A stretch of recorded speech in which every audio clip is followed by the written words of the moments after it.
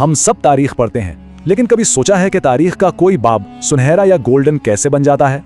آج ہم اسلام کے اسی پہلے سب سے روشن باب کو سمجھنے کی کوشش کریں گے، یعنی صحابہ کرام کی میراث۔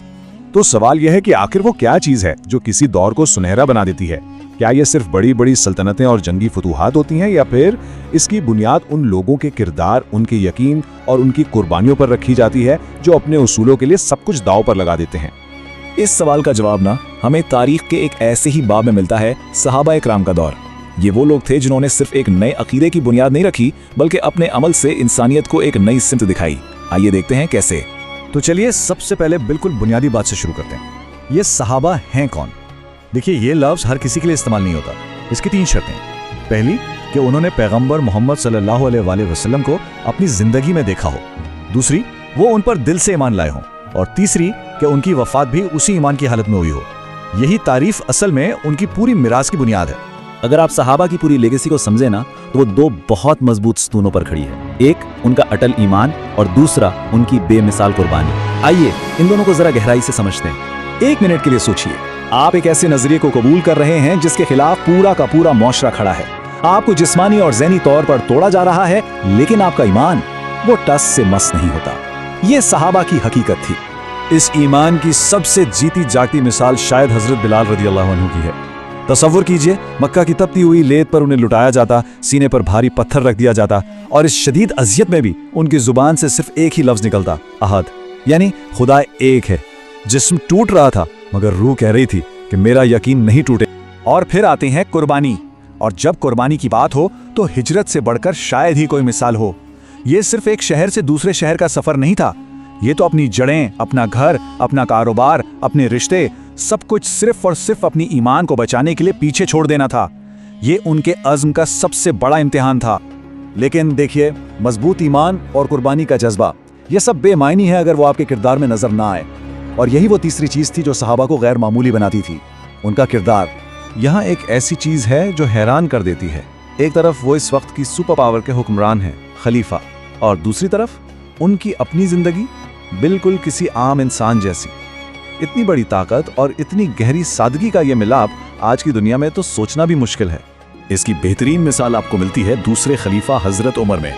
وہ رات کے اندھیرے میں مدینہ کی گلیوں میں گشت کرتے تھے، یہ دیکھنے کے لیے کہ کوئی بھوکا تو نہیں سویا، اور اگر کوئی مل جاتا تو وہ حکمران، کوئی نوکر نہیں، کوئی گارڈ نہیں، وہ خود اپنی پیٹھ پر اناج کی بوری لاد کر اس کے گھر پہنچاتے۔ لیڈرشپ کا اصل مطلب یہی تو ہے، حکمرانی نہیں، خدمت۔ تو یہ سب اقدار، یہ ویلیوز کس نے قائم کی؟ آئیے اب ان چند معماروں سے ملتے ہیں، مرد اور خواتین جنہوں نے اس معاشرے کی بنیاد رکھی۔ سب سے آگے ہیں 4 خلفائے راشدین۔ پیغمبر کے بعد سب سے پہلے تھے حضرت ابو بکر رضی اللہ تعالیٰ، جن کی سچائی اور استقامت نے ایک بکھرتی ہوئی قوم کو جوڑا۔ پھر آئے حضرت عمر رضی اللہ تعالیٰ، جن کے انصاف اور انتظامی صلاحیتوں نے سلطنت کی بنیادیں مضبوط کی۔ ان کے بعد حضرت عثمان رضی اللہ تعالیٰ، جو اپنی سخاوت کے لیے مشہور تھے، اور انہوں نے قرآن کو ایک کتابی شکل میں جمع کرنے کا اہم کام کیا۔ اور پھر حضرت علی رضی اللہ تعالیٰ، جن کا علم اور بہادری آج بھی ایک مثال ہے۔ ہر ایک نے اپنی خاصیت سے اس عمارت کو سہارا دیا۔ لیکن یہ کہانی ادھوری ہے اگر ہم صرف مردوں کی بات کریں۔ اس انقلاب کی بنیاد رکھنے میں خواتین یعنی صحابیات برابر کی شریک تھیں۔ حضرت خدیجہ رضی اللہ تعالیٰ عنہا وہ پہلی شخصیت جنہوں نے اس پیغام پر یقین کیا اور اپنی ساری دولت اس مقصد کے لیے وقف کر دی۔ حضرت عائشہ رضی اللہ تعالیٰ عنہا جو علم کا ایک سمندر تھیں اور جنہوں نے پیغام کی تعلیمات کو اگلی نسلوں تک پہنچایا، اور حضرت سمیہ رضی اللہ تعالیٰ عنہا جنہوں نے اپنے ایمان کے لیے جان دے دی اور اسلام کی سب سے پہلی شہید کہلائیں۔ ان کے بغیر اسلام کی تاریخ کا تصور بھی نہیں کیا جا سکتا۔ تو اتنی صدیوں بعد 1400 سال پرانی اس تاریخ سے آج ہم کیا سیکھ سکتے ہیں؟ ہمارے لیے ان کی زندگیوں میں کیا میراث چھپی ہے؟ اگر ان کی پوری زندگی کو ہم ڈسٹل کریں تو 3 بہت اہم باتیں سامنے آتی ہیں۔ پہلی، اصل کامیابی مال و دولت میں نہیں بلکہ سچائی اور اچھے کردار میں ہے۔ دوسری، حالات چاہے کتنے بھی مشکل کیوں نہ ہوں، اپنے اصولوں پر سمجھوتا نہیں کرنا چاہیے۔ اور تیسری، اور شاید سب سے اہم، انسان کی سب سے بڑی عبادت دوسرے انسانوں کی خدمت ہے۔ یہ 3 سبق کسی ایک مذہب یا زمانے کے لیے نہیں بلکہ پوری انسانیت کے لیے ہیں۔ اور شاید اس پوری میراث کا نچوڑ خود پیغمبر اسلام کے اس قول میں ہے کہ میرے صحابہ ستاروں کی طرح ہیں، تم ان میں سے جس کی بھی پیروی کرو گے ہدایت پا جاؤ گے۔